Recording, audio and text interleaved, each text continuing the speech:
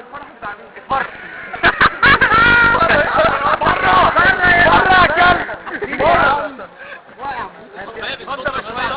التجمع الساعة كام ان شاء الله؟ 5 بتوقيت القاهرة. عندي سؤال كده. طبعا احنا عارفين ليه؟ ليه الحبشي ايوه اللي هياخد البيضة.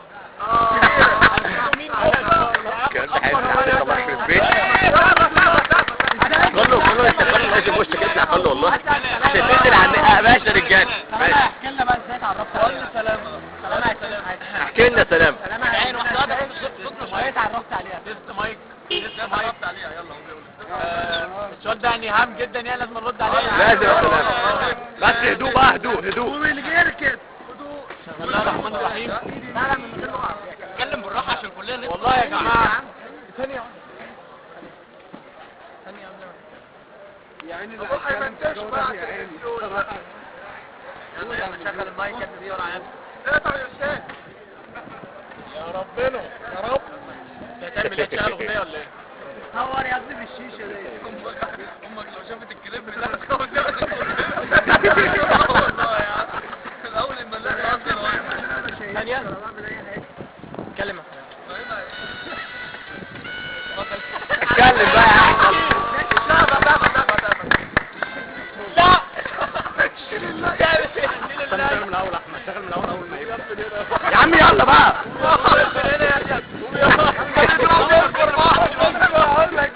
وده عندنا مبدأ السبق والطاعة للحبش الكبير. يلا يا جماعه يلا سلام تسمع ولا والله يا جماعه.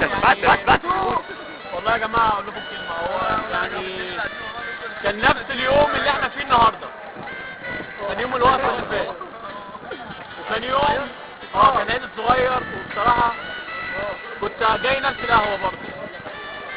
فالمهم هي طبعا يعني بدون مقاطعه يعني، وكان نفس اليوم يا صراحه. كان نفس اليوم ولا اقول بدون نفاق؟ اقول بدون نفاق يا جماعه. هو بصراحه يعني انا ما كنتش حابب ان انا اتعرف كده، بس هي جت ظروف كده، وانا كنت راكب مشروع كابو بحري. بعدين عليك الاجره كانت كام؟ الاجره كام بس بعدين. فحضرتكم كانت هي شغاله هنا في شرم. فهي كانت الساعه 9:15 بالظبط. طبعا الوقت ده ما بيتنساش، الساعه 9:15. كنا كل يوم يعني من ساعه ما عرفتها لمده شهرين كل يوم بنحتفلوا الساعه 9:15 لازم نكلموا بعض. هي ركبت فكانت مستعجله.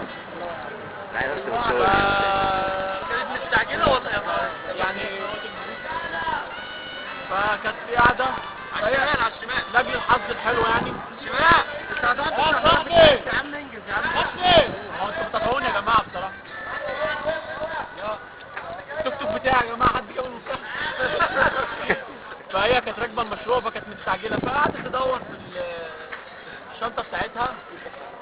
فمستعجله وبتاع، فانا بدفع الاجره، فانا لقيتها مستعجله قوي وبتاع. يا ابن اللعيبه دفعت لها. فقلت لها الله الله على الاخلاق الحميده يا جماعه. الكلام ده رد على اللي عايز تقوله. كمل هي دي اخلاق الحبشه يا جماعه. قلت لها والله قلت لها دافع. قلت له خلاص يا جماعه واحد زياده. فطبعا بعد ما دورت على الفلوس وكده فبتقول لي اتفضل بيت الباقي. قلت لها لا خلاص بعد عيديتك. الله الله.